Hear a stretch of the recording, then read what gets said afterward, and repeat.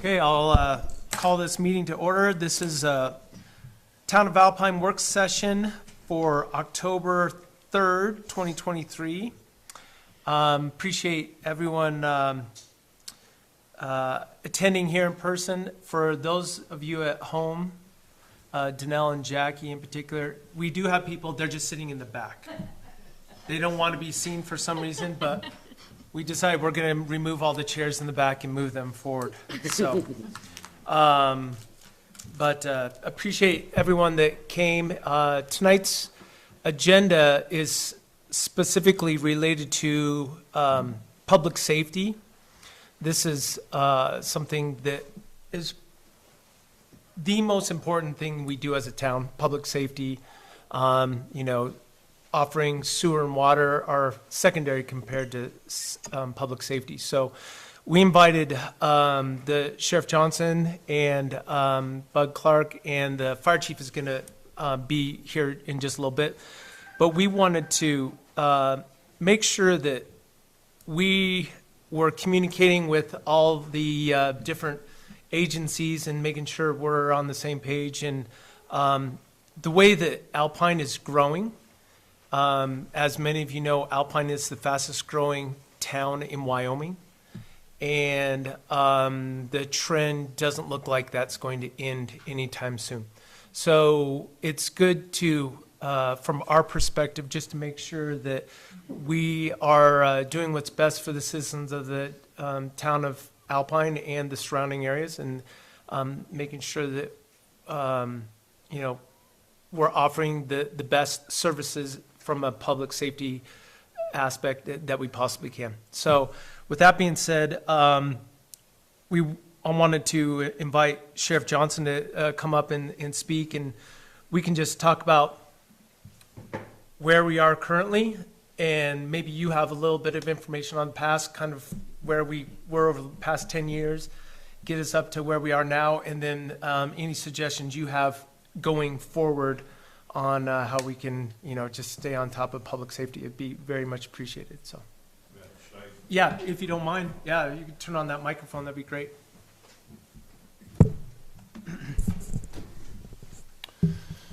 Okay, thanks, Mayor.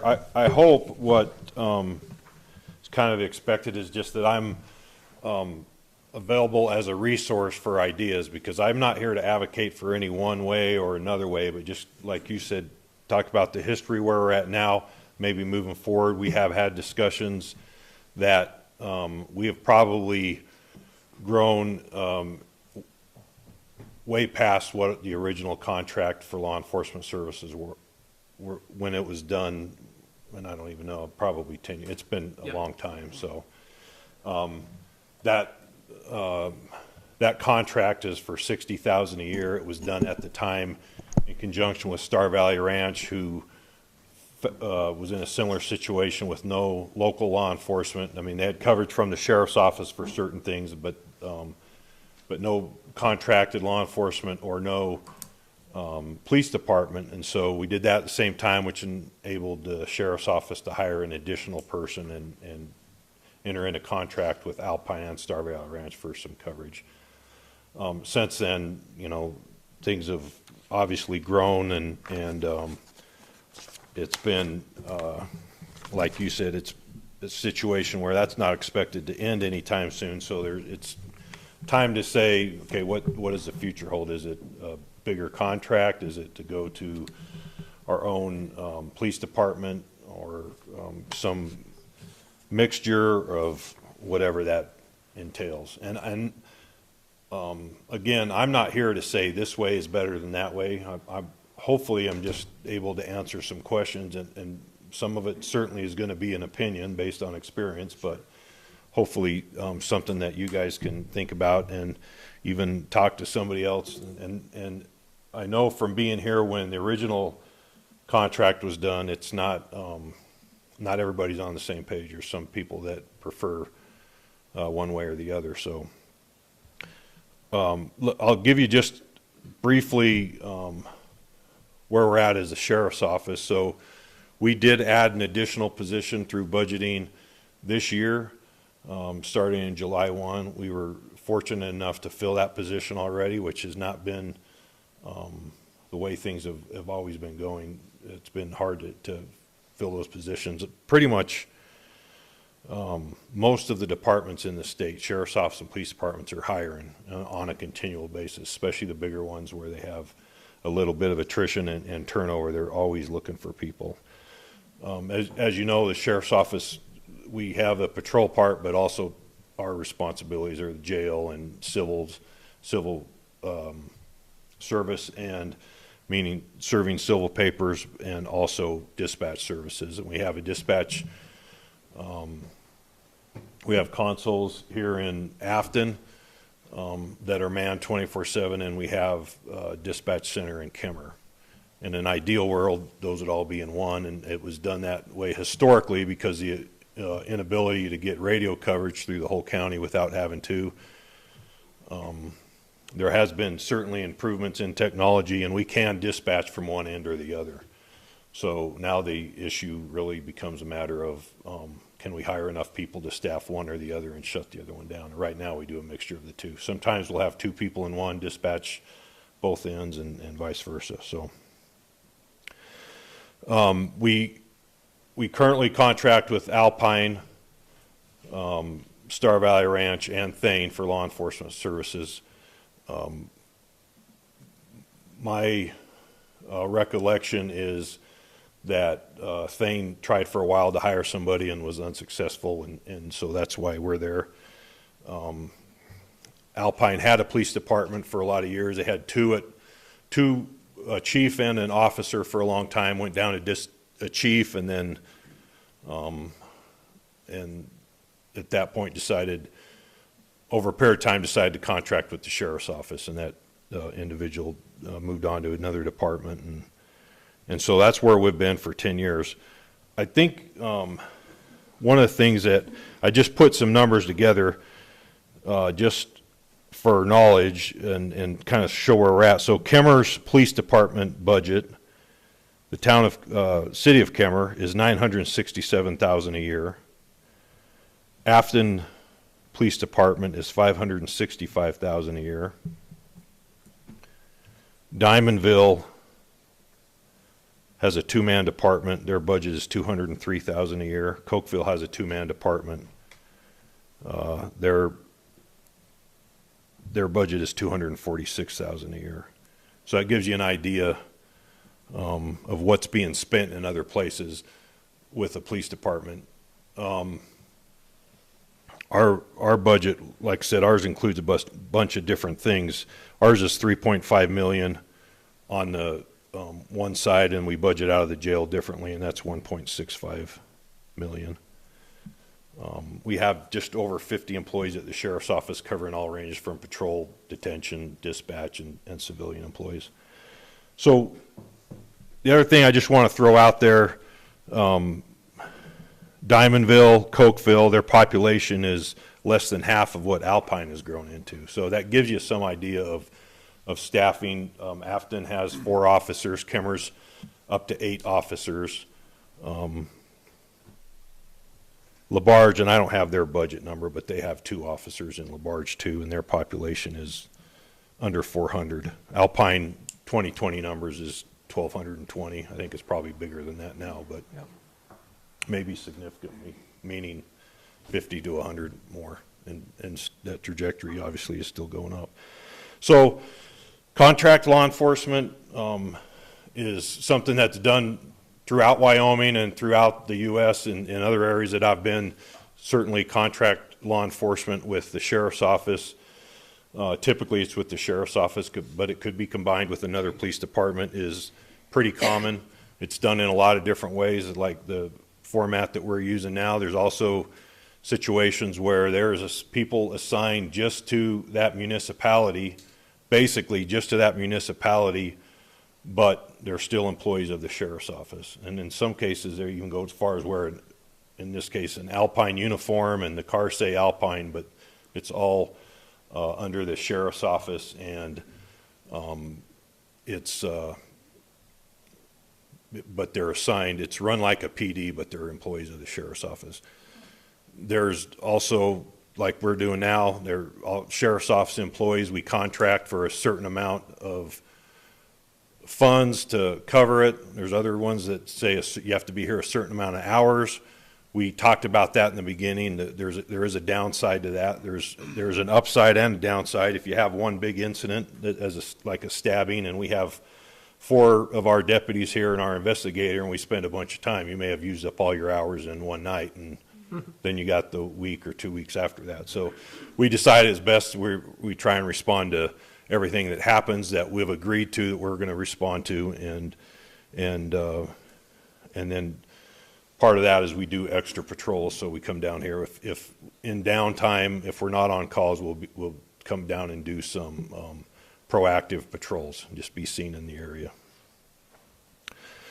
The other option, obviously, is to have your own police department. Some of the stuff that we discussed before, and some of the reason why you'll see these budgets are high, some of those, and why I think a lot of people lean towards contract, is that a lot of those costs are redundant, meaning records management system, those type of things that the sheriff's office already has would have to be something that Alpine purchases and uses for their own police department. Vehicles are expensive.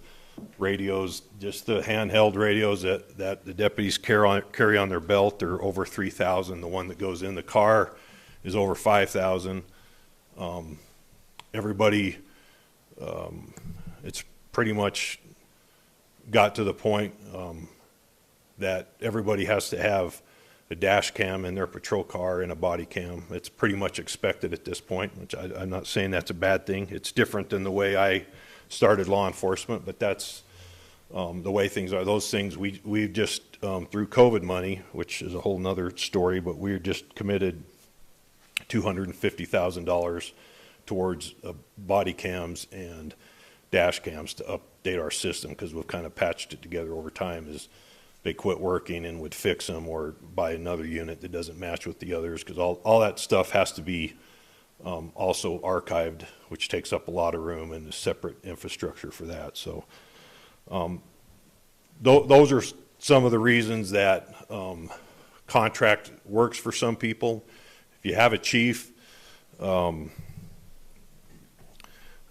there's a certain amount of administrative stuff that goes along with that. Reporting to the state, keeping up on all that type of stuff is something that when you contract, some of those things are absorbed in already the administration and infrastructure that the sheriff's office has, as opposed to a chief that's going to end up spending a percentage. I mean, whatever that ends up being, probably 20 to 50% of his time in an office, which is not what you'd typically hope for when you have a police department. You want them out on the street. Yep.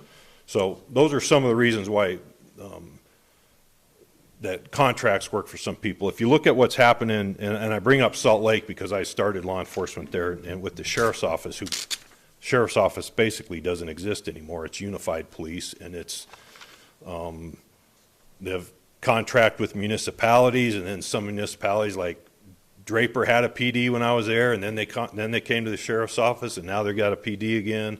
Riverton's got a PD, and I want to say there's a couple others moving away from contract back to their own PD, and a lot of that just depends on the mayor and council that's in at the time and what they'd like to see. The advantage of a PD, obviously, is that chief works for you, the council and mayor, and he or she does exactly what you want, within guidelines of the Constitution, obviously, but does exactly what you want, and you're able to direct what you want to see happen in Alpine through a PD.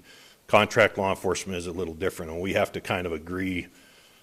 We do have to agree on what the sheriff's office going to do. Ultimately, those guys work for the sheriff's office, and while I don't think that's ever really become an issue, there's also a reality that I'm not going to be around forever and you're not going to be around forever. And that's why I think you see some of the things go back and forth between contract and PDs. If you're going to start up a PD, just like I said, the vehicle and equipment, cameras, radios to get one going, you're into that $100,000 before you've ever hired somebody. So, right. I think that again, there's advantages to both of them, and a lot of it depends on who the people are in place and their willingness to work together. There may be a future sheriff that says, yeah, this contract's not working for us, and there may be a mayor in the future that says, this contract's not going to cut it, we want to do our own thing, or we have this expectation and the sheriff says that we're not able to fulfill that, and then it falls apart at that point. So like I said, I'm not here to advocate for any one way, but hopefully can and shine some light on what I've experienced and what the possibilities are out there as you move forward. I think, again, the recognition is that something's got to grow, whether it's a contract or a police department or whatever direction that goes. It's got to be more robust than it is now. Yeah, I think we don't even have anything close to the facilities we would require to have our own PD. So we'd have to have a new building that was designed to have part of it be a police department. So yeah, at this point, I don't see how it could be in the cards. Maybe you could talk a little bit more about if we were to contract directly or have one or two more deputies that would focus on this area. Could you just explain maybe what that would look like? So I think that there's a lot of possibilities. One thing that I mentioned that I have seen before, it's oftentimes on a bigger level, but that we have contract law enforcement, but they are basically, we have committed funds to, for example, 2 full-time people that focus in Alpine. So even to the point where you could put, sheriff's office vehicle, but you put serving the, town of Alpine, and that their focus there. Now, one of the things that happens, and regardless of contracts or not, if something big is happening somewhere close, everybody goes. So if it's happening in Thane, the Alpine guys are going. If it happened in Alpine, everybody's coming this way. If it's big enough, you're bringing them from Jackson as well. We've had a few incidents where, every surrounding counties are on their way there to help as well. So, but the primary focus is with Alpine, and the funds that have been committed to it is enough to be able to add those additional personnel specifically for the town of Alpine. How many people would we have to have for like 24-hour coverage, 7 days a week? 24, 7 days a week? 4 or 5? I don't think 4 will get it done. Oh, really? Yeah, no. One of the challenges that Alpine has is that if you make an arrest in Alpine, you got a 2-hour drive to jail. That takes a guy off, and if he does a DUI report, that takes about an hour and a half. If he's done several, his first few are going to take longer, his or hers are going to take longer. That guy's sober by the time you get him to jail. So He drives himself home. you take that, yeah.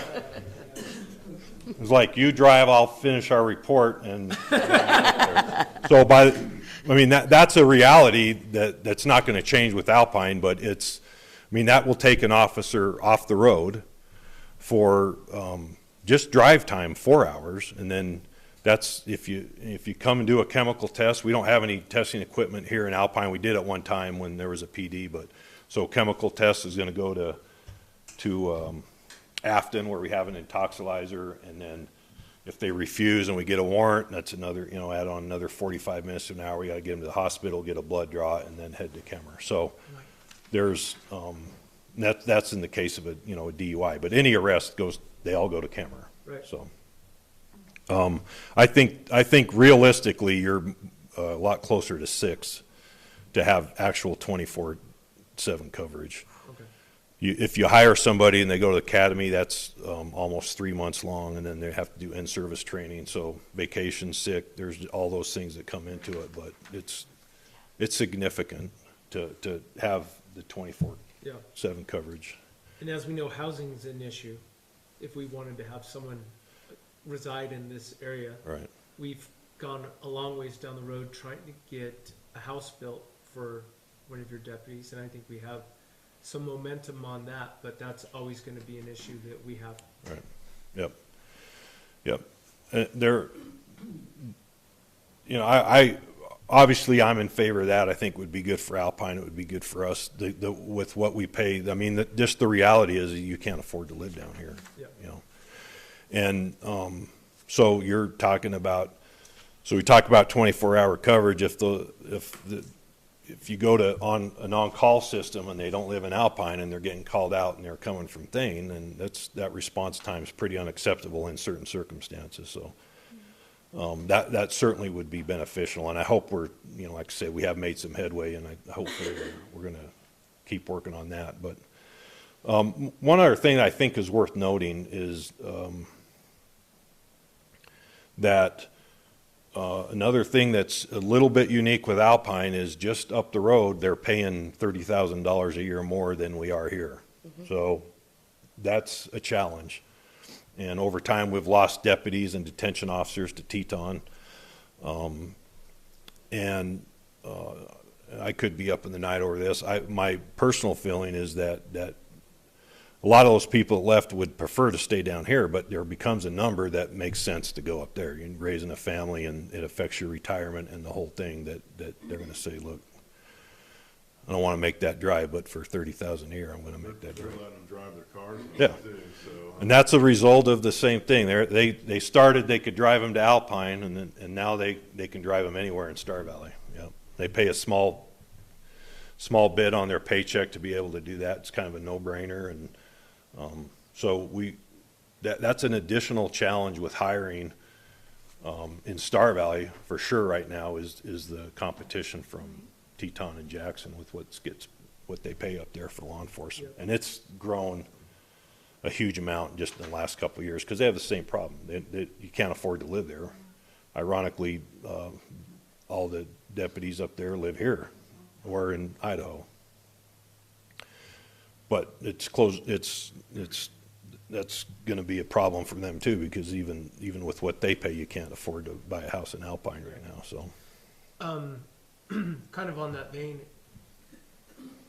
do your deputies, or can we set it up this way, that any tickets they write in the town of Alpine, that revenue flows back to the town, correct? yeah, Is it set up that way now? yep.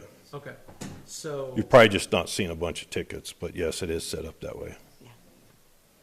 What are the majority of the calls that you get, and do you find that they're after hours? Because I know that when I'll see patrol cars, and you've explained it to me, if they don't have an immediate need to go anywhere else, they'll go ahead and circle the neighborhoods.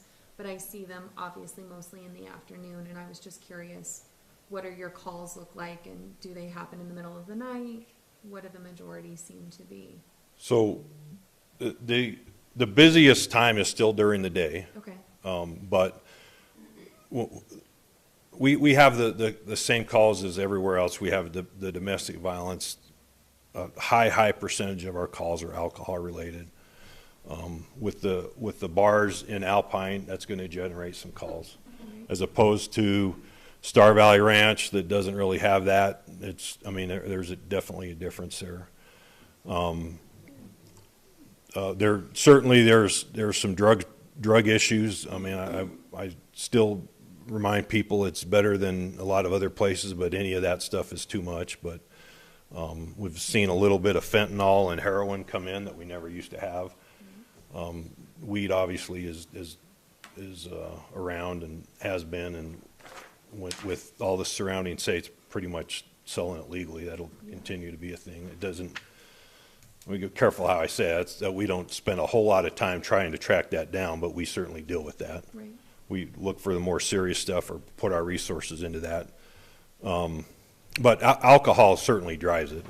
This is not a morality statement or anything else. If alcohol were to disappear, we could cut our staff in half and the jail staff in half, but that's not happening.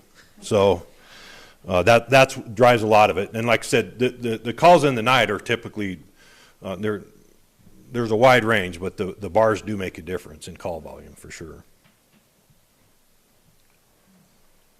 any other questions for the sheriff? Go ahead. Is there a population size for the town of Alpine or this area where the county would be mandated to to have a actual station here, on the county's dime? No, No, there's nothing else. no. Certainly not mandated. And the statute, the Wyoming statute says sheriffs shall respond to affrays and riots. That's it. So in this municipality, that's our responsibility now. And I would argue, and you'll get differing opinions, that the rest of that responsibility falls on the town for police services, or to provide it one way or the other through contract or a police department. But there's no mandates in there for any of that. Sheriff, Yep. is there an example, or even if it's possible, to contract, like with the MOU with Teton County with their jail? That way you can take The it drive is less, north, yeah. and then that way you're not spending the time 4 hours. I don't think that's ever been pursued. The one big issue with that would be courts, because we have our own judges. Yeah. That's the same thing with going to Kemmer. I mean, we have a couple holding cells in Afton. The problem is they have to appear in court. And sometimes that can be done by video. But at the end of the day, for a court appearance, and they're not going to appear in front of a Teton County judge. It has to be a Lincoln County judge. And that's in Kemmer. Both the judges are in Kemmer. It's not an ideal layout for a county, but Yeah. it is what it is. It's 1911, right, that it started, so. Does that shift where they appear depending on whether or not the county is the police force or if the town of Alpine? Because we do have our own court system. Right. Municipal court. Yeah, and so if we had our own police department, does that shift that responsibility to us? So what would happen, it does to some extent. So if they're charged under a municipal ordinance, Okay, then they would need to appear in front of the Alpine judge. okay, Any felonies are going to Kemmer. okay. And that becomes a little bit of, and Jim can talk to this because he's been here longer than I have, and he's handled the city side and the county attorney side. But basically, it's a balancing act for a town to say, do we want to have, for example, DUI be an ordinance that we enforce here and we hold that court here? Right. And there are some advantages to that. Would be some possible revenue coming through from DUI arrests. One of those guys takes it to trial, and you'll spend 3 or 4 times the amount you'd ever collect on a fine doing a jury trial in Alpine for a DUI. So most municipalities stick to the traffic stuff, maybe some public in-talk stuff.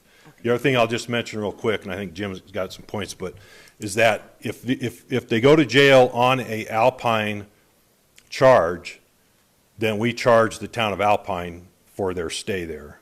So, Okay, and that's about $60 a day. okay.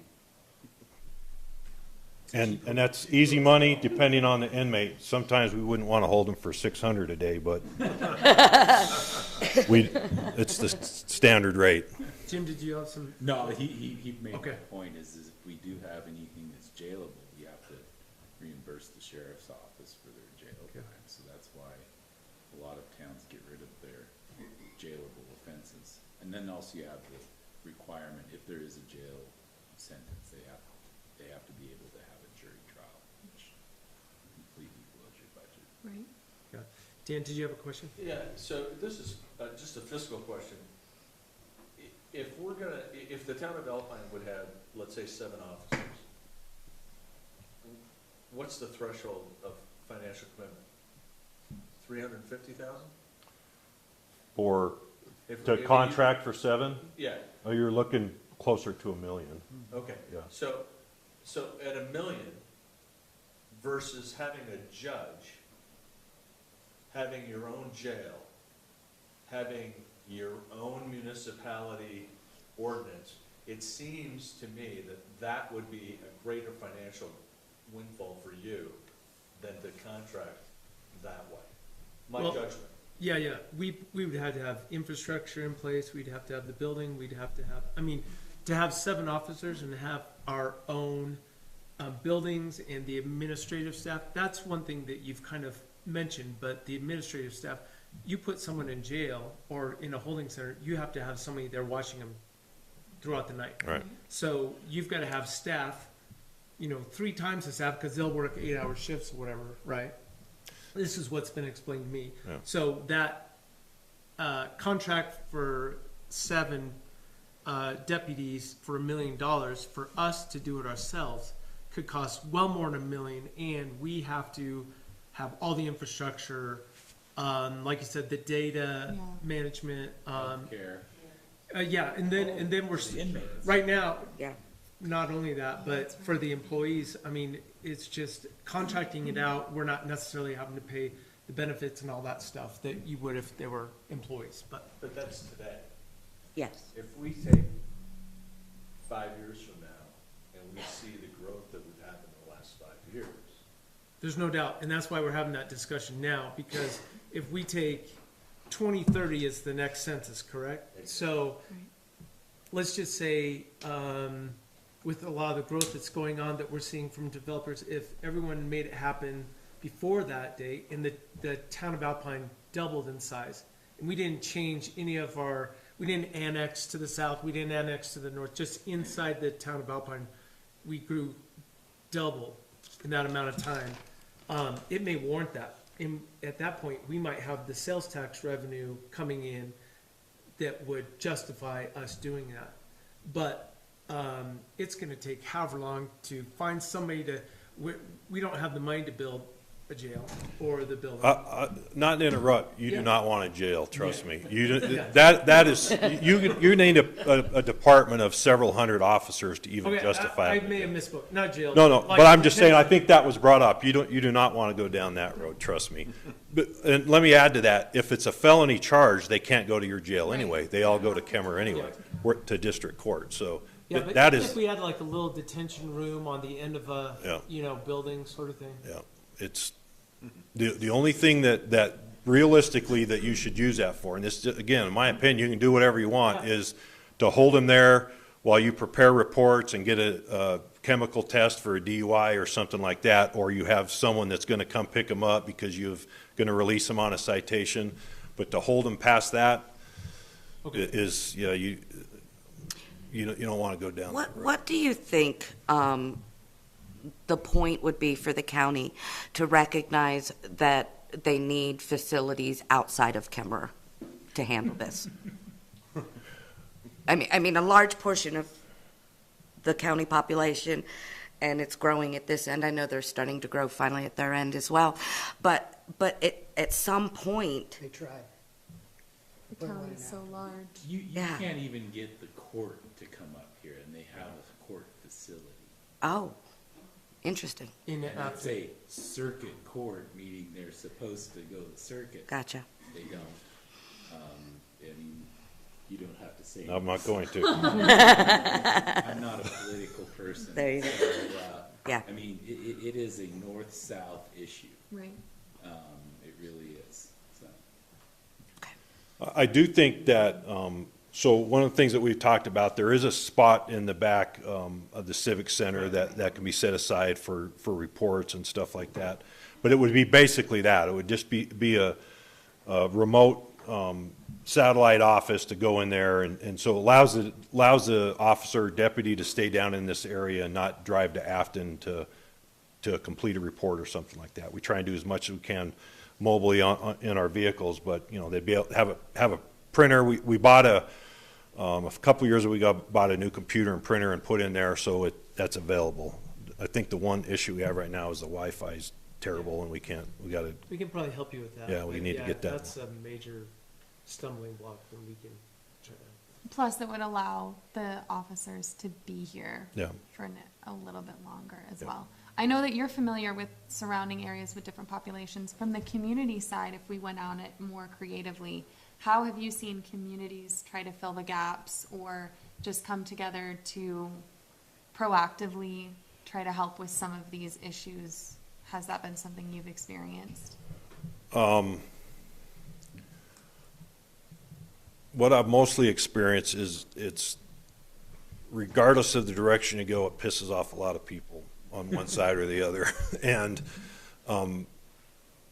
when it's contract law enforcement and people say, well, if we had a PD, this never would have happened. And if it's a PD, say, well, we don't, and we get this literally from every PD, and it's not a statement against the PD, it's a personal bias. Say, call in and they, you know, you live in the town of Afton, we'll send an officer. I don't want anybody from Afton. I want a sheriff's office guy.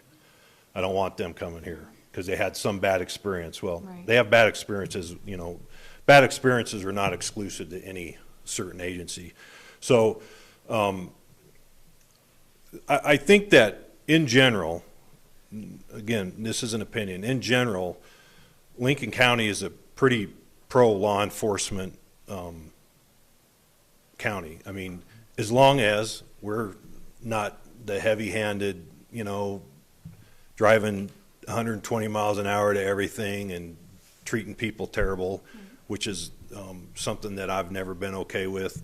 As long as we're within those community guidelines and expectations, that Lincoln County is a pretty pro-law enforcement county. They don't want to see us all the time, but they want us to show up when they need us. And, you know, and most people, when they get stopped, they understand that you know, that was a risk they were taking when they were driving a little quicker. I got pulled over by Kemmerer PD this morning going to a commission meeting, so it happens.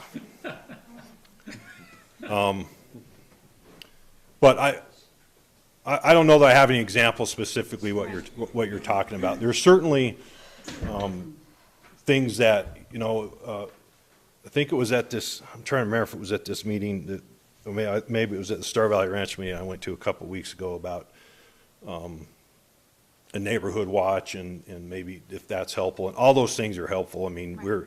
we are, you know, when we're fully staffed, we have about 21, 22 deputies for 4,000 square miles. So we rely very heavily on the eyes and ears of the community and to help us that way. Well, we do have a couple of the people we wanted to bring up, but if, I don't know if you're willing to stick around just Sure. in case any other questions come up. Sure. But I appreciate you coming. I think this is kind of the first step to coming up with a plan that'll set us up for the future. Yep. But if nobody else has any questions. Sheriff Johnson runs a great department, and pass out. He really does have great deputies, and they Yeah. do really well doing their work. So I'm glad that they're willing to do this for us. I appreciate that. Yeah. We try. We're not perfect, but we do try. We want to be partners. We really, it's not a cliche. We do want to be Yeah. partners with the communities, not an adversarial relationship. Yeah. Well, I'm glad you guys stepped up because we would have no other option if you guys, if we didn't have this agreement. So appreciate that. Yeah. Oh, thanks. stick Yeah, around. hang out for a little bit if you don't mind. You bet. Mike, do you mind coming up and, well, we got the fire chief next. He's,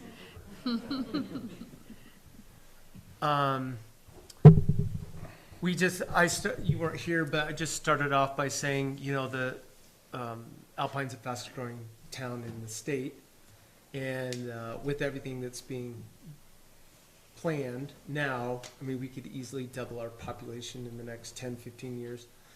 And so I wanted to invite you to come and just talk about, from your perspective, being fire chief, some of the issues that you have. Obviously, volunteers is always going to be an issue. You have probably your biggest issue. But any other things that you see that we should keep an eye out for or plan for in the future? So I don't know how many people are aware, so as a district, Alpine is inside the district. Yeah, we're only one little section So- of your fire district. And so, but we're different than Thane, and we're different than Afton because you're inside the district with Thane and Afton. The town is separate, Star Valley's separate, and then they have the district. Afton town is separate, and then they have the district. So they are able to do things a little different because they can use the administration of the town to supplement their district. So it's a little easier for them. So we have it a little harder, and mostly our difficulty is stuff that goes on in the county because of the lack of codes and regulation and enforcement. Right.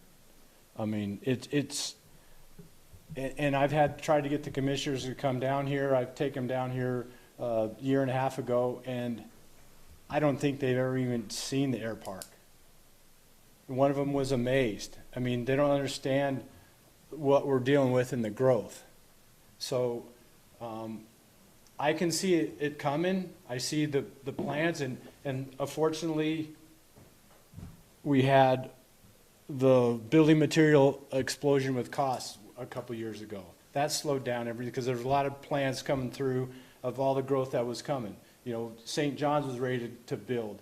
The other hotel was starting to build. So they were all ready to go. Then the building materials things came up, and then they slowed down. And then COVID hit, and then everything slowed down. Right. So it helped us get caught up a little bit.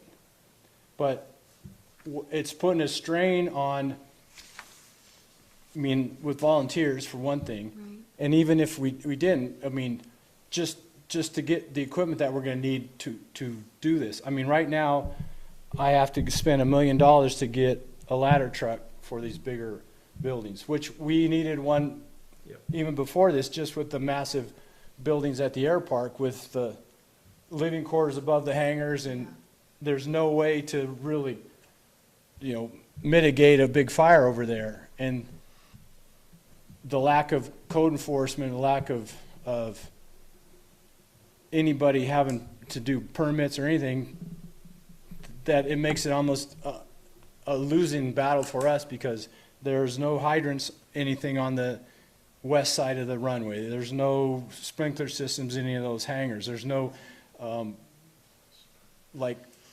Oshkosh truck for an aircraft. Right. There's no damming and diking. I'm asking where the drains go by the fueling station, where the drains, are they going into tanks or just into the ground? Well, they just go into the ground. Yeah. So it's just all haphazard, and basically it's my responsibility when it comes to the end of it. And, how far can we go? And you get the same thing with the growth, because our area is clear to Etna, clear down to the elbow. We have a mutual aid agreement with Idaho. We go to Indian Creek. We go clear down to McCoy. And we have an agreement with the houses that live over off at Jackknife. So those are all our responsibility.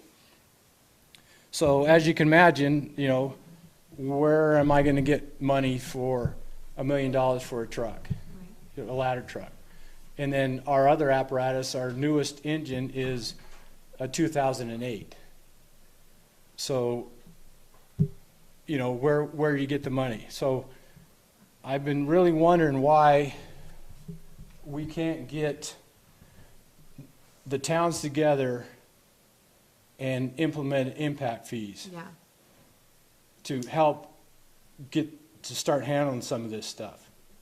And I don't know why the county fights it, because I brought it up to them, because it seemed to me that it needs to be instituted through the county more than just a town Right. to implement. And then they can quit saying, well, we don't have money to get a code enforcement guy. We don't have any money to do the permits. We don't have any money to come and do inspections. Well, if you make these developers pay for it, instead of just coming into town, making their money and leaving, and then we're stuck with it, Yeah. then I'm stuck with paying for $1 million truck. I'm stuck with trying to find, sooner or later, hire people because we don't have enough volunteers. Right. And so I just don't understand why it's fought by the county, because I brought it up to them because I was even trying to meet with them a couple of years ago about trying to get some tax abatement for volunteers on their property tax if they're in good standing, just to try and help with recruitment and retention. And, they shot that down. So to me, I would like to see that all the towns get together as a little co-op Yeah. and put on a strong force and take it to the commissions and say, why don't we want to do this? Because I Googled like Weber City or whatever. In Idaho Falls, they've implemented these Right. impact fees. And it's only, it's, to me, it seems very minimal because I think the houses to do a house, it was like $300. And, for a development, it could be a percentage. I don't know how it all works out, but then you'd have money for curbs and gutter and for sewer and water and police protection, fire protection, administration fees.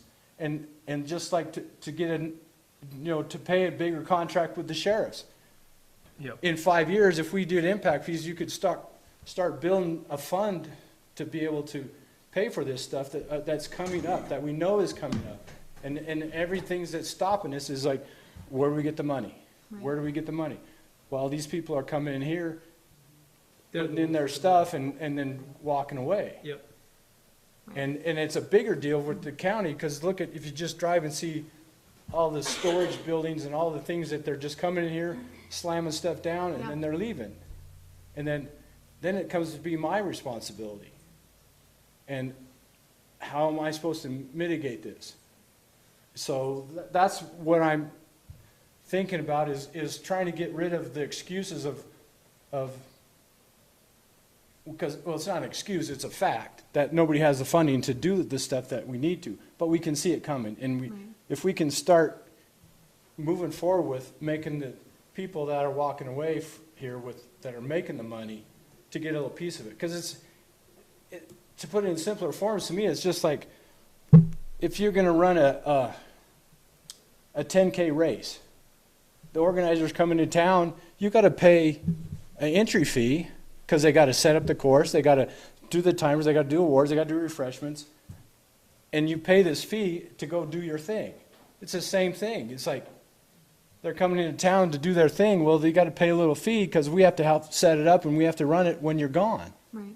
So, I would just like to see if we could start pursuing that, whether we work with the other towns to form a stronger front and then present it to the commissioners, or just find out why the commissioners are fighting it so bad. So from your perspective, the town of Alpine, if we had an impact fee, some of that money could flow to you, the fire district, but it would probably be more powerful if it was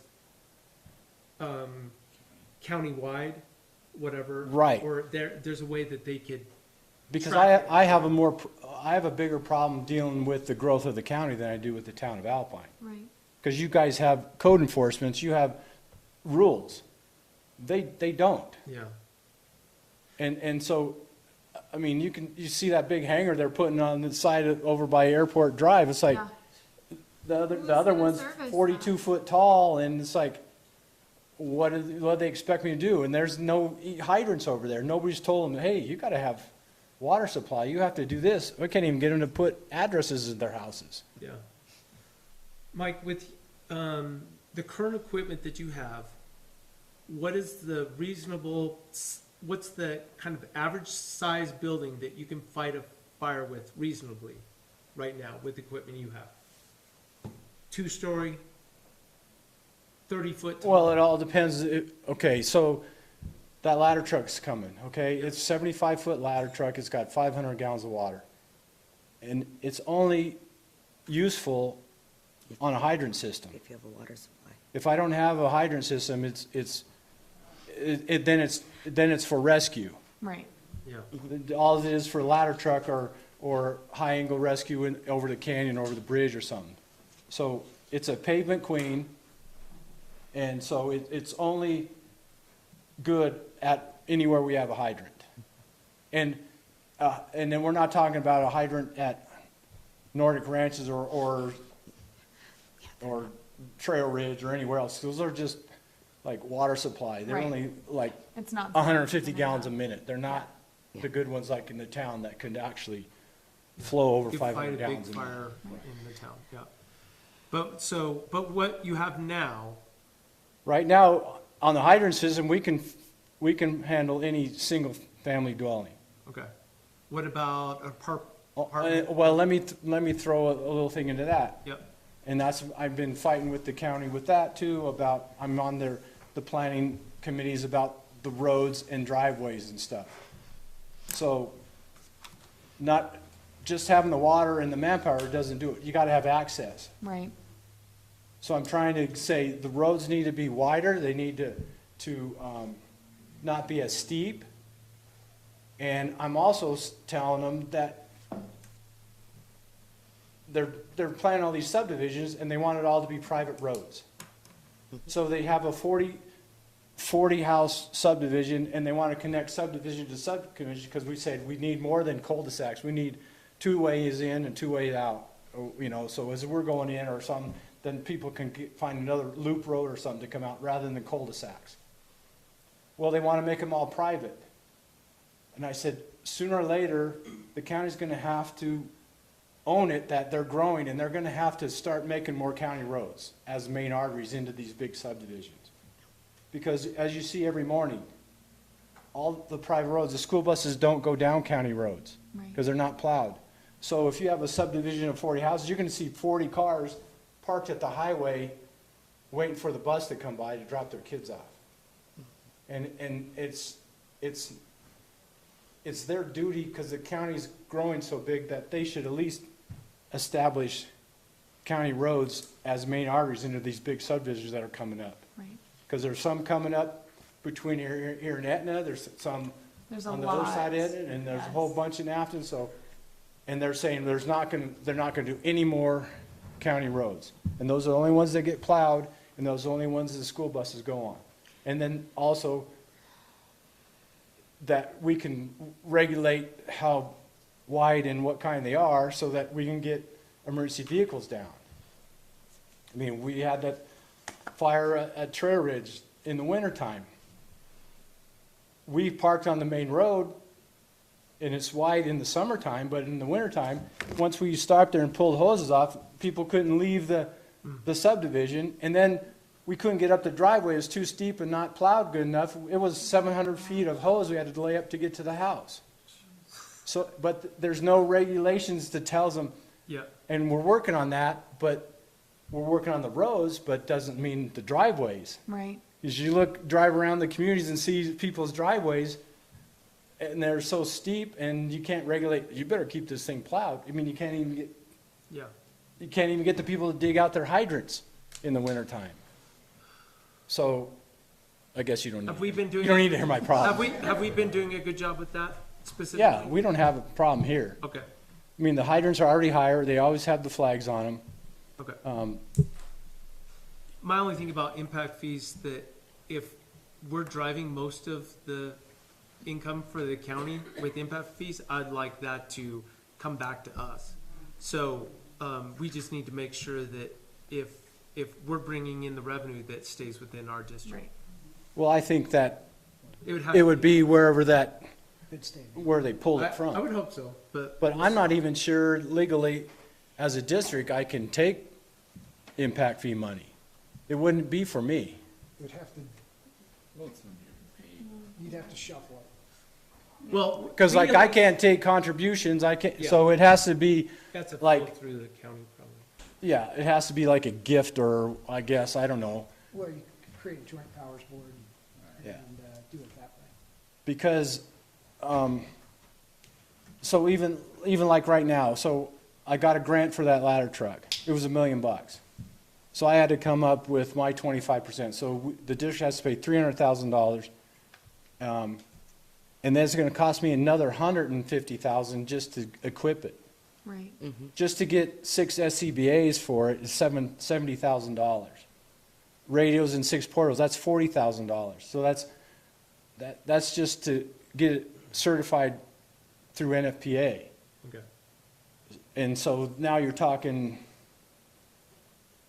in 5 years, I'm gonna need another engine. I Right. have our water tenders in 1988. I got turned down on a grant with that, but if we don't start figuring out a way to accumulate some income, we won't be able to replace this equipment, because we can't just keep depending on grant money. No, that's gonna go. And because once you get one, then you kind of Yep. gotta wait for a while. Well, and I worry about volunteers too. I'm just so happy that you are willing to share all of this because we have not been asking a lot, really anything for developers, and now it's moving at such a fast pace where we have so many things coming across our desk that is a very legitimate concern, and in my opinion, we can ask for whatever we want. And if it's not something that fits within their budget, if that's not their profit and loss that they want to see, they don't have stake in the game, they can find another place. But my worry is what you have, which is there's this clear line.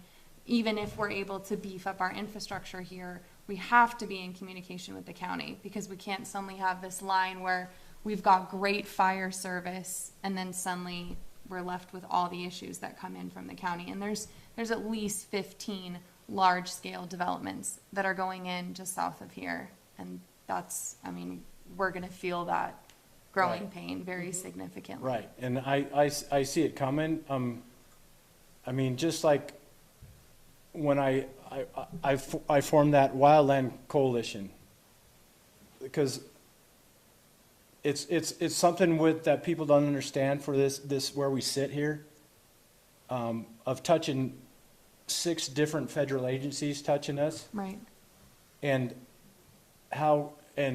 been working with like Reese and Lakeview, trying to get people to be more concerned about doing some mitigation, because it's set up just like Paradise, California, up in Reese's.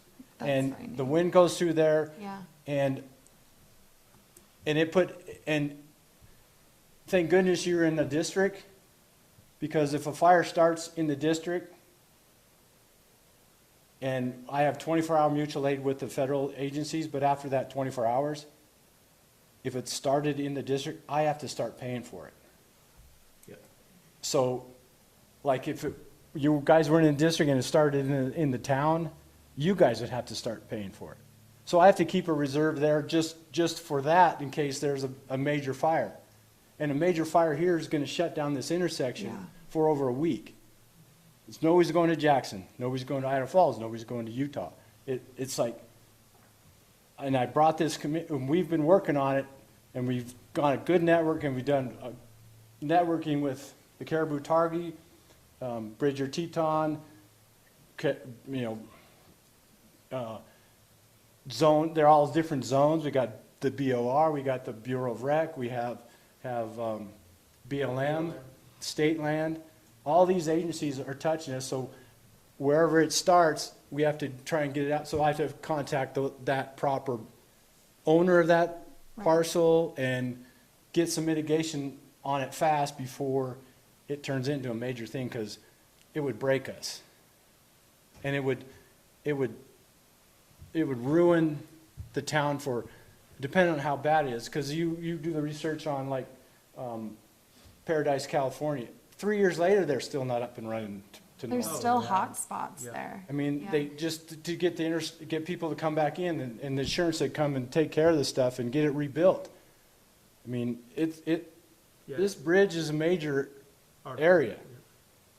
So those things worry me. So if we have some type of planning and can get the county to start doing some code enforcement and some regulations on the growth, it would really help me, because if there's no regulations, by the time those houses and stuff that were built with speed and no regulations end up being where you go on all the calls for problems Right. later on. So I Well, don't and I know. think for mitigation too, I mean, we have a town cleanup day. I think we need to just start getting all of our subdivisions involved, all of our community involved, hopefully multiple times throughout the year, where we can just learn about fire, learn about mitigation, and then people can know what to look out for and start being mindful of that. But I think that would be really smart if we're facing this many concerns. Yeah, because we've been working on it for 3 years. Yeah. And this was a great year. We didn't, Yeah. was it Have a lot any of lightning calls. strikes? There was not a, Rain. nothing. So Well, this was a right, good yeah. year. So I don't know if I've answered your No, no, question. absolutely. You've Thank you so answered much on for and coming. rambled I don't know on. if anybody has any quick questions for Mike. I want to get to Bud, but thanks for everything you're doing. Yeah, You're thank you welcome. so Yeah. much. Appreciate it. Bud, if you don't mind. Appreciate you coming, Bud. Well, thank you guys, thank you for inviting me up here. You know, I work hand in hand with both of these guys and in public safety in general. I would tell you that in regards to the EMS side, well, we've had the busiest year we've ever had. You know, I have no data really from previous years because I'm a brand-new agency, 1 year and 9 months old. And I can tell you this, is that for the month of July, we ran 142 calls for the month. So in my world, there is no such thing as volunteers. Right. Because nobody, at 1,055 calls for the year, last year, you can't support that kind of traffic in an EMS organization on a volunteer service. No. It's not possible. What I'm seeing is a consistent 30% increase in call volume every year. So I've been the director for EMS now for 3 years, and every year of my data that I've been collecting has been a 30% increase. And our increase is, it's kind of broad spectrum. So we have a very large geriatric population. And we do a lot of elderly calls of people that have comorbidities, and we're dealing with that. In the future, someday, I would like to provide a community paramedic program because I have a lot of elderly population that are caring for their elderly spouse, and the elderly spouse has dementia, and so they don't go get care that they need. The caregiver doesn't because they can't leave, Right. and there's no infrastructure. So I'm hoping that I could eventually enact a community paramedic program, which would be an extension of our clinics. Because when I talk to the clinic director, I say, what is your biggest problem during the daytimes? And he's like, sick people. And why? Because they have scheduled wellness visits in the clinics, right? You're seeing your primary provider. And now all of a sudden you got 5 or 6 or 8 sick people that you got to try to stuff into the schedule, and they try to leave openings.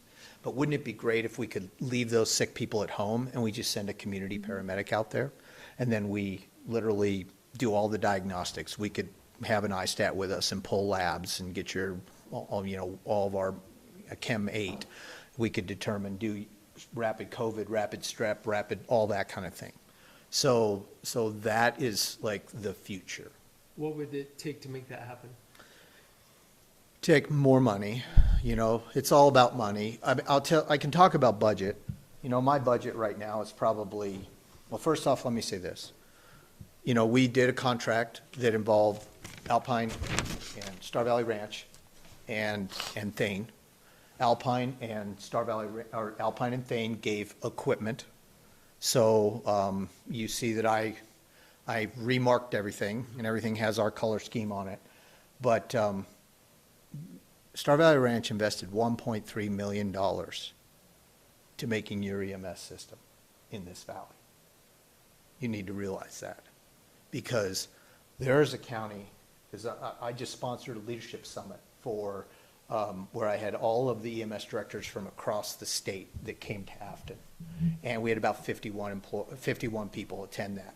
And in that process, I would tell you that there are counties that they wait an hour for an ambulance to come because their EMS system closed down. So let's talk about EMS sustainability. And now keep in mind, I'm also a duly licensed service. So 1/3 of Caribou County is my first due. 1/8 of Bonneville County is my first due. Because when I came here, I asked, how do we go across this state line, stick an IV in somebody, give them drugs, analgesia, some fentanyl, some whatever drugs it is, and they're like, oh, we have mutual aid agreements. Well, mutual aid. We are not a fire department. I am a medical service. We have to have, my medical director has to be licensed in that state, otherwise our treatment guidelines that we operate in the field with are not valid, and I have to be licensed there as a service. So that took about 9 months to happen, but we got licensed, and that happened just prior to the merger. So when we merged, automatically these 3 services became part of my license, and they were already licensed. But we go to, like Mike said, we go to Dry Creek, or I'm sorry, Indian Creek. So we go over there, and we actually do get called in to Swan Valley for mutual aid from Idaho Falls Fire. We go, in the summertime, we go all the way up to Wayan. In the wintertime, Caribou comes out because sometimes we can't get up the hill. But those are all agreements in place. And so, and I have agreements with all the fire departments because they do all my extrication. So I take Mike, if I'm headed onto a call and it's in Swan Valley, he's coming with me because he and I have put an agreement in place and have signed it that I go to all his fires and I rehab his firefighters. And he comes with me to all these accidents and he cuts people out for me because I don't have extrication equipment. And that happens with all 3 fire stations. So, but when we talk about budget, like I said, 1.3 million was my deficit for the year we came into existence. I participate in a taxing district. It's not, and that's the mill levy from the hospital, right? When the mill levy was initially established, we've always used it for indigent care, and it's less than 1% of our budget. The mill levy does not cover my budget. So I'm at about probably 2.3 million is my budget. And so one of my trucks, my new truck, one of my new rigs running down the road is over $500,000. So, but what I can tell you is that the good part is that in a year and 9 months, I have 11 critical care paramedics working for me. So those critical care paramedics, they're a step up, a certification above a paramedic. They actually do shifts over in the ICU to keep up their critical care skills. So right now, I am trying to make it so that, like, we are not, you know, I don't have a corporation. I don't have a bunch of shareholders that I got to answer to, and I don't have to make a profit. But what I'm trying to do for the citizens of Star Valley is try to make my own way. I want to be not a cost center, and I don't want to wait on, you know, hope for our orthos, you know, our surgery center to give me the extra money to make my way every year to offset my budget. So we actually did submit to Teton County to provide them transport services, all ground transport out of St. John's Health. They just called us tonight for an ICU level transport. So that is money that's not here in the county that I'm going out and getting to supplement the service so that I don't have to come, because what I want to do is I want to come forward and open my books up and I want to talk about here's what it costs us. Here's what it costs to do EMS. And what level of care do we want EMS to have? Do you want to dial 911 and have a sheriff's deputy come and get you? Because when we talk about EMS sustainability, we're not a mandatory service. I don't have to respond to any of your calls. It's not mandated by the state. Yeah. We're not supported by tax dollars, really. And so it really determines what level of care do the citizens of Star Valley want to have when they dial 911 with a medical emergency. And so right now, I tell you, our response times to the populated areas are right around the 10-minute mark. So we have a station here in Alpine, we have one in Thane, and we have one in Afton. And those are manned 24/7, 365 by paramedics. And at this point, I have two basic EMTs, and I have 3 AEMTs, and then everyone else is an IEMT or above. An IEMT is an ALS provider. My IEMTs are equivalent to what you would see as a paramedic over in Idaho Falls. They have 30 medications that they give. They're full cardiac, all the cardiac meds. They intubate patients, and they run a code, and it's a great thing that we have IEMTs. So this is the level between paramedic and the advanced EMT, and advanced EMT has about 11 medications they can give, and they can start some IVs. So your care here, most of the time when you dial 911, you're getting an ICU level clinician responding to your home. We're carrying ventilators on every one of the trucks. Those are Hamilton T1 ventilators. We're carrying Sapphire pumps on every truck. We have about 56 medications on our trucks that we carry. And I would tell you, we're an RSI agency, so that means if you have a breathing problem or we need to manage your airway, we can give you an induction agent, put you to sleep, paralyze you, put a tube down your throat, and secure your airway so you don't aspirate, vomit into your lungs, which increases your hospital stay usually 6-fold. And then we manage your airway, and we have pressers on the trucks. I mean, we're an ICU level critical care transport service now. And we're critical care transport licensed in Idaho and in Wyoming. And so we're actually also picking up out of Ermac and out of Idaho. And how do I do that? Well, I call in my crews on overtime, extra people. I don't deplete from what I have here. So the only time where I'm depleting from what I have here is if I'm pulling out of Star Valley Health and I'm taking our people out of here, well, sometimes I get down to one truck because it seems like when we want to transfer one, we want to transfer five. And like we are limited resources. I'm running 3 trucks and we're calling people in when we can. Some of my people, a lot of my employees come from Idaho because talk about living, right? Yeah. How can I have them live here in the valley? You know, and I'm constantly fighting for more pay for my paramedics. We have increased pay greatly for them since when I came here. And I always throw out my comparison on other, which is Banner Health. They're over in Casper. So Banner's the gorilla in the Southwest in healthcare, down in Denver specifically, and especially in Arizona where I came from. But we're not Banner Health. We're a small critical care hospital in Lincoln County, Wyoming. But I keep throwing up, hey, over in Casper, these guys are starting at this. We need to raise my pay, because trying to get people here. The way I've attracted people here from all these departments over in Idaho and they come over and they work a 48-hour shift and then they're on for 2 days and off for 4. And they live in the stations.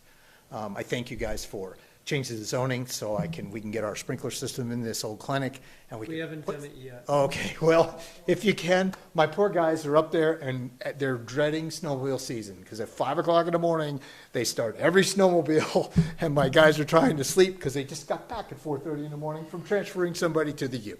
So it would be very helpful if I could get my guys in that clinic and then we would build a building. Well, what's the long-term plan?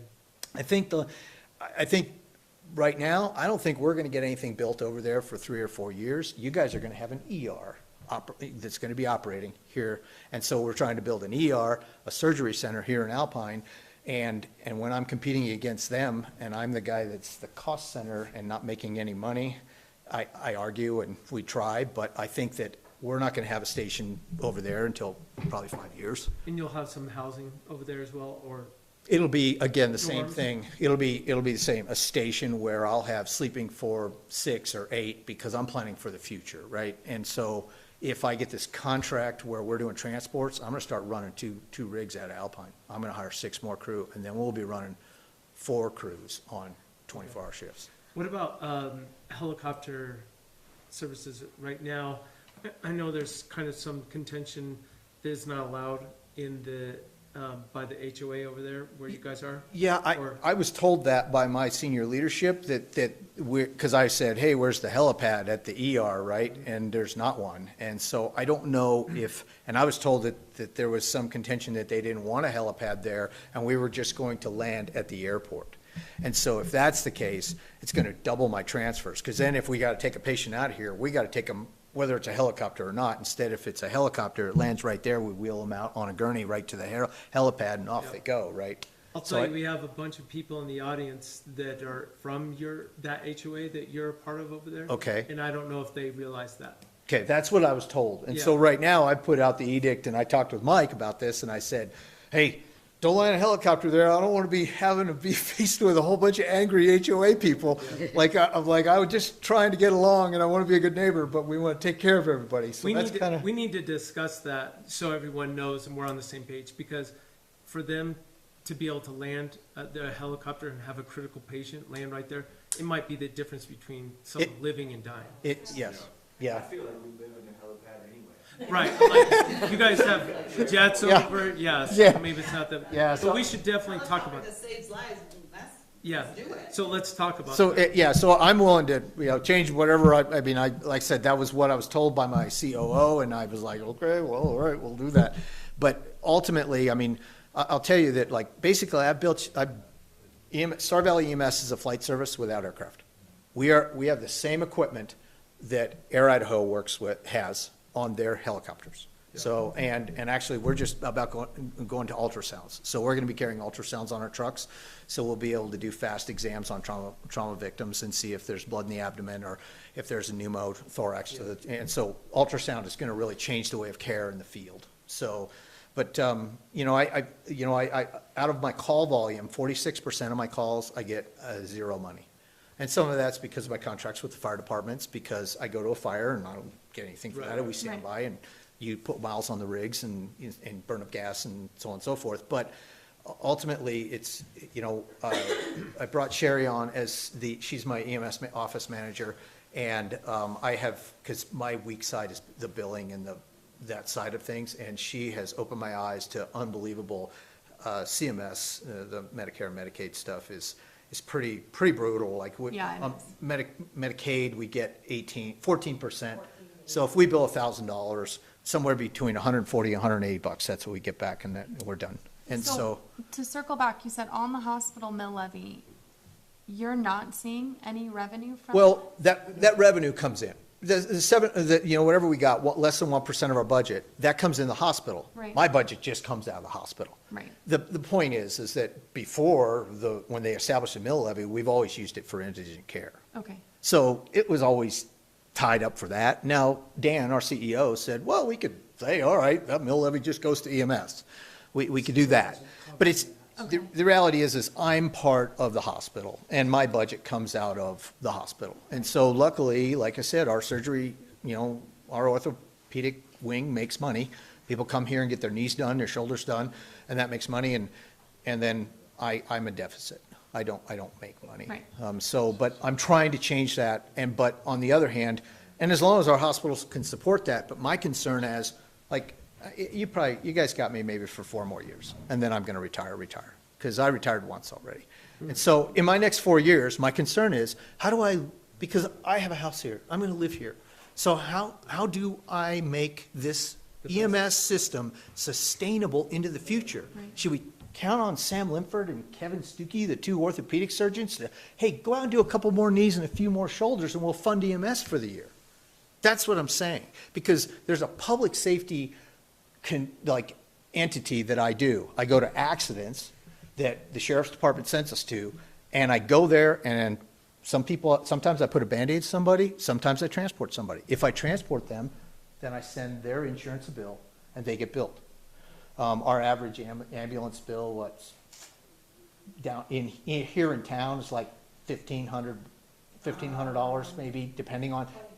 Yeah, 2,500, depending on how many drugs we give, what type of care we give. If we just start an IV on you, transfer you down there, it's going to be less. If we give you pain meds and pain management, and we give you Zofran to make sure you don't get sick, or we give some other meds, then it could be more.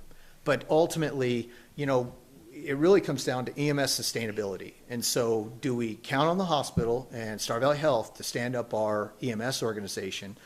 And, the things they're talking about in Idaho, because I go to Boise to attend those meetings, and they're talking about they have the same problems that we do in Idaho that happen here in Wyoming. And they're talking about EMS sustainability, where right now they're a little further along than we are. And one thing they're talking about, and one thing I don't feel is fair, is that everybody in this county should pay for the whole thing. Why is that? Well, in the summertime, in July, we had 142 calls. That wasn't we doubled our call volume. Why? Summer visitors. right. And how many people are traipsing through here to the park? So they're talking about over there a 1% surcharge on gas tax. For every gallon of gas in Idaho, that was one of their proposals. I just feel like, I don't know what the proposal should be, and I'm not going to advocate for anything specifically. Nobody likes taxes. But we got to figure out, how do we maintain EMS sustainability? And what I want to do is be able to lay my books out and say, this is my deficit. This is what EMS can't make it on. This is where we can't make it. And I would love to say, hey, we have stood up a critical care transport program that is servicing Montpelier, Soda, Jackson, Idaho Falls. If we're servicing those and we're picking up critically ill patients that are vented, and we're making our own way doing that, then I'd love to tell the citizens of North Lincoln County to say, you guys, we're making our own way. We actually made an extra $150,000, and we put that in the bank for us, and I don't need anything. So I can't give you a number right now. We're actually reworking finances, and I'm trying to get some data. And we have a 5-year contract anyway. But at the end of this 5 years, I want to be able to at least say, you know, in another 2 years and some months, 3 years and a couple months, I'd like to say, well, hey, here's where we're at today. And this is what here's some valid data. So that's kind of where we're going. What else can we do as a town of Alpine to help EMS? Yeah, like I said, main thing, I just want to get, if I can get my building set up so that I can be housing the crew in our old clinic for now. And again, I don't know if that's 3 years or 5 years, but we want to have some kind of plan, and haven't been able to meet with, Mike, who is really Mike is doing all of our, planning for building and so on and so forth. But I feel like we're gonna need to be in there for at least 3 years and maybe 5 years. And I really, my hat's off to Mike Voigt, because he's allowing me to put my ambulances in there. And our plan is we'd like to put a garage in between, an EMS garage, between the Alpine Fire Station and the clinic right there, and have 3 bays and put the rigs in it, because I feel like I'm gonna be running 2 rigs out of here very soon, because the volume of traffic, it continues to increase. And then after those 3 to 5 years, what is your the- proposal for the building, the garage? What we've asked for is that what we would like to do, what my medical director wants, is we want to be attached over there at the hospital, so that he can, like, if he's got something going on in the ER that he needs help, he can pull the medics down there, because we work for him. Those ER docs and the paramedics work hand in hand, and they call us in when they're doing major procedures and stuff like that, and we assist in the ER. Yeah, the long-term vision is you have everything over there at the Exactly. hospital, at the new Yeah. clinic. Yeah. Was your question regarding this building though? Or, The one that we're talking, oh, I thought that was the one we were talking about. you're talking about, the new Yeah. building? Okay, Yeah. got it. Yeah, so eventually, we would like to have everything on the footprint over there near the ER. Yeah. That would be optimal. That'd be the best. So, yes. So there's a group of us, I mean, here, we're pretty active within our association, our HOA, Uh-huh. and we've been there 3 years. And this is the first time I've ever heard of anything about a helicopter pad being restricted Okay. to support the level of care needed for not only our neighborhood, Yes. because they are part of the Alpine Neighborhood Association, where Uh-huh. the clinic is. I mean, they have 3 huge lots, for which they've taken 1 to build the current building. Then they have 2 others, as you go into the neighborhood. But it just kind of blows me away that would even be a subject of Okay. approval or non-approval. I mean, it could have happened at the architectural review committee level, Okay. which we don't tend to use, but I. Isn't Mike on the board? Your COO is on our board. Mike Hunsaker? Yeah. Okay. Well, he's the guy that told me, and so I don't Okay, know. but he just got elected into the board in March. Okay. Whether it's a helipad, on the ground. Yeah. Or on the roof. Yeah. I mean, a helipad's a helipad. You just Yeah. need a place for the chopper to land, Yeah. right? Yeah. I think you have people that will advocate for you to have Well, that here. If it saves lives, we're all in. Yeah, well, and again, it makes sense, right? Because if you have a critically ill patient, do we want to transfer them into the ambulance and then drive them over to the airport and then transfer them into an aircraft, when we could just wheel them on a gurney out and put them in a helicopter and go? Yeah, so that makes sense. And an air ambulance is not gonna be doing stunts. No. Yeah.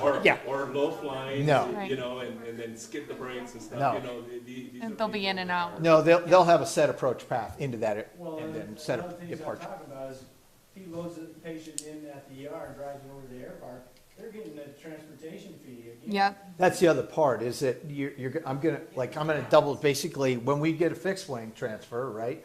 You get, when it's the fixed wing, because the weather doesn't allow for a helicopter to fly, well, then you get an ambulance charge from me, then you get the fixed wing charge, and then you get an ambulance charge, like if they land in Salt Lake, and, whoever picks them up and takes them up to the U. So there's actually three different separate bills out of that transport. Right. Yeah. So we would actually encourage you to find out. Okay, I'll get to the bottom of it, because I will, believe me, I will be talking with Mike and say, hey, where did this come from? Yeah, definitely, and have them look at Yeah. the It'd be- CNRs. Just, I don't know that the CCNRs, I mean, they're. but they might. They're classified as either a business park, zoning or something, not R1, single family. I, building like I will this. get to the bottom of it, and I will get back to you. I'm more curious than Yeah. anything. Yeah, No matter what answer you find as far as what the CCNRs say, I think you guys should have an MOU or something that We'd supersedes that, huh? We'd adjust it. Yeah, Yeah. I think probably something like that could probably. Yeah. There's land at the back of the staff parking lot that seems, I think it's just sitting there open anyway. It seems like the Yeah. perfect spot just to. yeah, yeah. It's already blacktop. Yeah, Yeah. yeah, you're right. It's gonna get built over. You're talking on the side, that'll be the ambulance garage. It's just, they're doing they're doing the planning now for Yeah. the new building. It'd be It- nice to know I, what. I will find your out options what's are. going on, Yeah. yeah. Because I was, Location wise, it couldn't. yeah, I mean, if we have an ER, we should have a helipad, period. Any help you need on that front, just let us know. That's perfect. Any other Does questions anyone for have us? questions for Me? Bud? When a 911 call goes in Uh-huh. for medical assistance, does it go into Afton through the dispatch at the Yes. sheriff's office? Yes, so the sheriff's office is our dispatch. So we have a dispatch agreement with them that's established. They take pretty much, and even like today when St. John's Health was calling because we have an interfacility up in Jackson, they just call the sheriff's office and then they page out the supervisor that's on duty and he calls the hospital back. So they handle our transfer calls and they handle any 911 calls that we get. Yeah. I don't think you can put a value on the service that EMS, fire, or law enforcement. I mean, it's part of what drove us to move here, Yeah. and we recognize the growth and the issues associated with growth, Yeah. not only financially, but, population and everything else, infrastructure. Yeah, I wish I had better data for you, but again, my goal is, before I retire from here, is that, now I built a system that at least is viable, right? We respond to calls, and I can tell you of an incident that happened here in your community where my paramedics responded. The patient was obtunded. They had a heart rate of 30, and they were breathing about 4 times a minute. Okay, so that's not sustainable with life, right?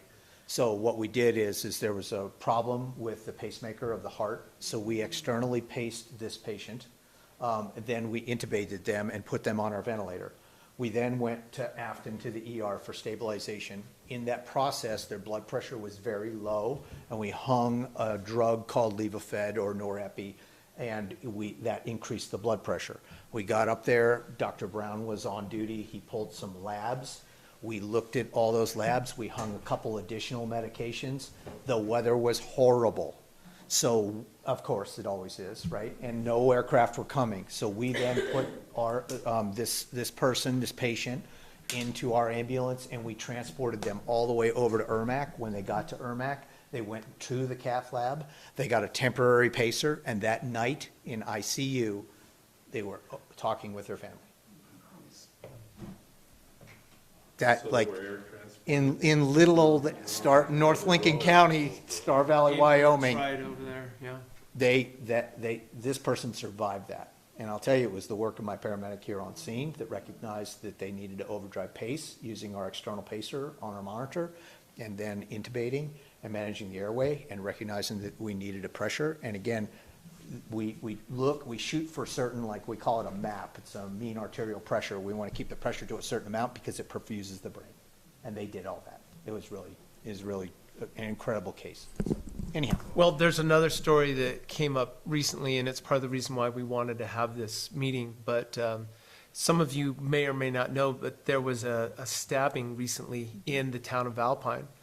And correct me if I'm wrong with any of the specifics, but there was 2 people were stabbed, correct? Or just one?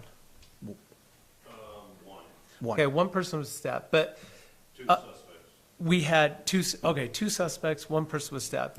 But because the deputies were on a different side of the county, EMS tried to respond, but they couldn't because the scene was not secured at that point. So then they actually brought the patient to the ambulance at KJ's.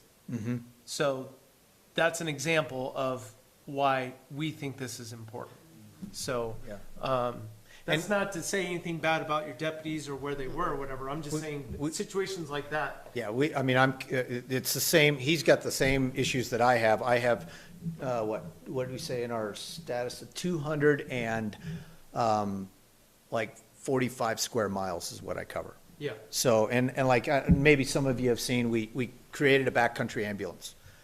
Because I go in the backcountry a whole lot. We go to avalanches and people snowmobile here, right? And outdoor recreate. And so we built a Honda Pioneer up. It's a 6x, so it had like full bench seat on the front and a full bench seat in the back. Well, this thing, Honda Power Sports up in Afton customized it. They pulled out the back seat and they built an ambulance back on the back. We had it in the Afton parade. We'll bring it down here for one of your parades. Yeah. But It'll be in the paper tomorrow. Oh, yeah. Pictures of it with our article. Oh, yeah. Yeah, it'll be in the paper tomorrow, but it is, so in the summertime, it is tracked, and it's us and the Sheriff's Department, Search and Rescue, that operate it together. So on the second Wednesday of next month, we'll be over there, and they're gonna be going through it. And so there could be cases where Search and Rescue will pull the thing, they'll go over to my garage, get it out and go. We were working hand in hand with Search and Rescue with the Sheriff's Department, and well, you know, they have technical rescue technicians, they have all of the support that we need, but we're their medical support. And so, and we built this thing mainly just because they have a thing called the General, but it loaded the patient in so that like they're this far from the roof. So like we can't get in there when they're vomiting, and we're like, we got to do something. This is terrible. We're yanking people out of this thing trying to treat somebody. So this is just an ambulance back, and we can literally access the whole patient in the back. And it's heated, cooled, and it'll be tracked in the wintertime. We've had a lot of, I mean, and the hospital's been very supportive. So Awesome. I feel like we work hand in hand with them, and I regularly talk to Shane's dispatch supervisor, Mary Ann, and we work on how do we best handle calls and get people to where they need to be. Yep. There's been times where it's really been crazy, and we're like calling people out and trying to get people to calls, but. Yeah. So. But where are air ambulances dispatched from? So all air ambulances it's a 1-800 number to either, there's two companies really that service our area, and that is, it used to be Classic, but they got bought out by Intermountain Healthcare. And so there is an aircraft over on the pad in Port Neff in Pocatello. Then there is aircraft that sits on the pad at Ermac. Then there is an aircraft at the airport that is in Driggs. That is the closest aircraft pretty much to us, although the difference in ETA from Air 1 and Driggs and Air 5 that sits on the pad is a minute or two. I mean, it's very minimal. And then there's a fixed wing aircraft that is in Idaho Falls at the airport, and that's a Pilatus all-weather aircraft. So when you couple all these air assets, we're pretty well covered for air assets. And in this contract for transport out of Teton County, I actually partnered with Air Methods, who owns Air Idaho Rescue, and we partnered together to do this transport contract because they were looking for air and ground contract transports out of St. John's Health. And so we work hand in hand with all these crews. And like I said, we've really gotten ourselves that we're operating at the same level and we have the same equipment. So it's really easy for air, you know, we had a terrible accident where we had to intubate a 16-year-old, and we literally, that crew landed on scene and they're like, okay, yep. And he goes, hey, we didn't get to sink an OG tube yet. And they did that, and we just took the vent and plugged it right into their vent, and off they went. And it's really, it works when you have the same equipment. Yeah. Yeah. It really is. And we work together very well. So you've got good air coverage. Just the problem is we've got weather. And when I flew, I was a critical care flight medic down in northern Arizona, and coming up here, and then I worked for Air Idaho before I came to the director. So I flew on the Driggs ship, or I flew on the Ermac ship, and on the fixed wing. And I was just surprised how much more time I was not able to fly up here. Like, I mean, it's significant. And helicopters don't fly in icing conditions. That's not good. The Pilatus does. Our problem here is that there is no IFR approach into this strip. That's not been built by the FAA, and I don't think they will build it because of the surrounding terrain. Our approach in Afton got raised. So FAA reevaluated it, and it used to be down to like 700 feet above the ground. Well, now it's up to 1,000. So most of the time we can't break out for clouds. And that's where we had to do critical care transport. And so a lot of times we're headed to Jackson to meet the aircraft. So, yeah, so those, and we do get, like, there is an aircraft that we've used a couple times down in, it's Air Med, and they're down in Rock Springs. So they've come up occasionally into the backcountry when we've been with search and rescue. And so, and then occasionally we've had the high altitude ship out of Park City come up to help us. They have a twin. And when we've been up at altitude with hunters that hurt himself and we couldn't get him out of there, so. That's great. But you got, air-wise, pretty good coverage. Yeah. We have a lot of assets available. Yeah. Any other questions? Thanks, Bud. Okay. Appreciate you coming. Yeah. Sheriff, did you want to mention anything about search and rescue? Because that's kind of like the last major part. That is under your department, correct? And where are majority of your calls for search and rescue? The majority of them? Yeah, what part of the valley? North, south, middle part? Right here in other okay. Yeah. So what percentage of search and rescue are people from Alpine or this North Lincoln Valley? Do you know? I don't know. Mike? Where they're from? There's one. Dave's here. Dave. Oh, you mean the volunteer? Yeah, how many Volunteers. I thought you meant the people they responded to. No, sorry. Yeah, one. One. Yeah, I don't know where the volunteers. Yep. Where do you live, Andrew? I live off Grays River Road. So there's one in Alpine, one at McCoy Creek, a handful in Star Valley Ranch and Thane, and the rest are in Afton. It's really hard to get volunteers from this end of the valley because all the meetings are in Afton and all the trainings are in Afton.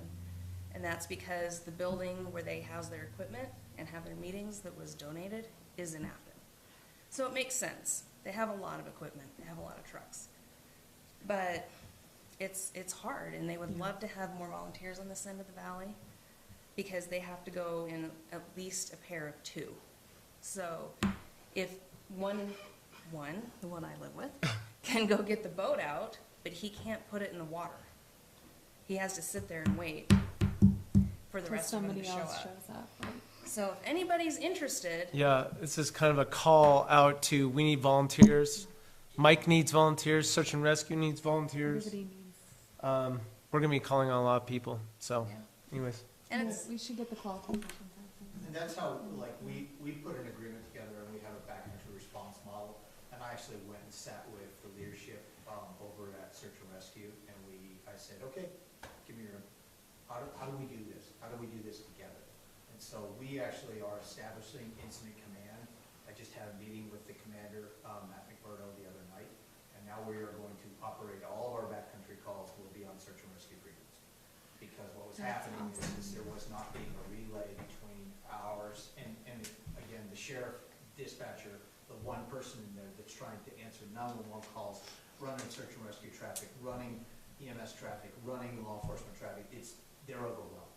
So we're trying to come up with a way, is how do we work here best together? So Matt and I just talked, and we're gonna start, we'll switch over to search and rescue frequency, and we get an established command either here at the parking lot at Alpine Yeah. or up at South End.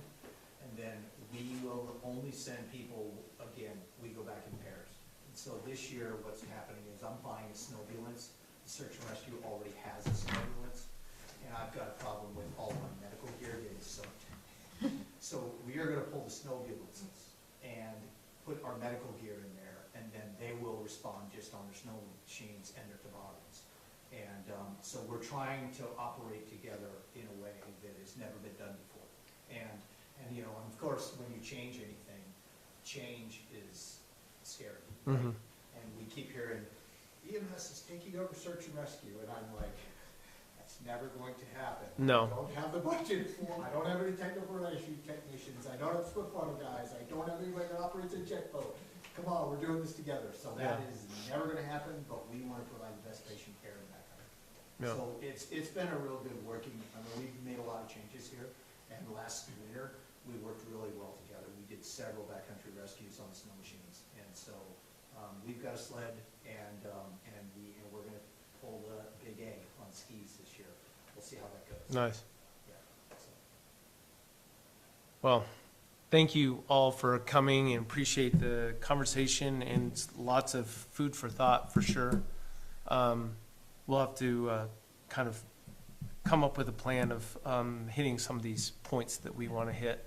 But really appreciate you guys coming and spending your time. And at this point, I'll just adjourn the meeting, but appreciate. And if anyone wants to volunteer, reach out to the different agencies or call the town of Alpine, and we'll figure out how to put you in contact with them. But it's a need for sure. And if So, any of you guys have any questions, just come over to the station, I'll try to answer them. Thank you. okay.